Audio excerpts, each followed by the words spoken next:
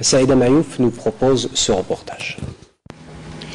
C'est sur le lit de Oued Ben Adrar, dans la région de la Saoura, que nous nous sommes rendus en quête d'une flore exceptionnelle, typique de cet endroit désertique où les précipitations sont rares.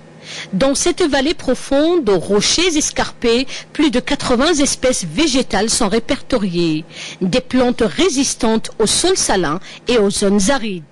Notre visite a constitué une belle opportunité pour de jeunes ingénieurs agronomes tels Ahlam, fascinés par l'univers de la flore, qui a saisi l'occasion pour inventorier certaines plantes et mener à terme la constitution d'un herbier riche et diversifié.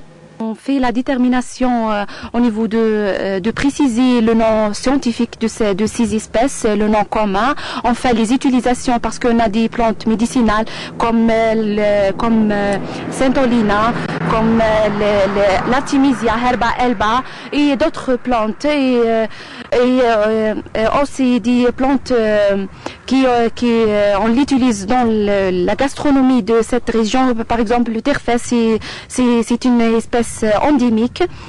Autre lieu, autres espèces floristiques, le barrage de Djorfet Torba et son couvert végétal qui offre un paysage aux vues imprenables.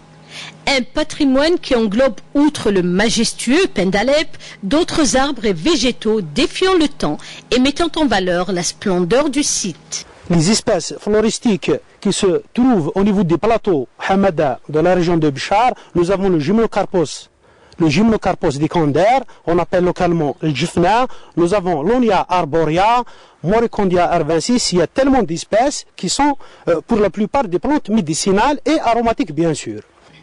Pour le maintien des lieux, un contrôle régulier fait partie du quotidien des gardes forestiers ainsi que des campagnes régulières de reboisement.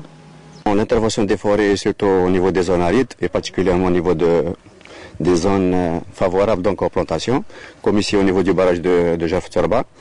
Donc c'est de favoriser au maximum des plantations.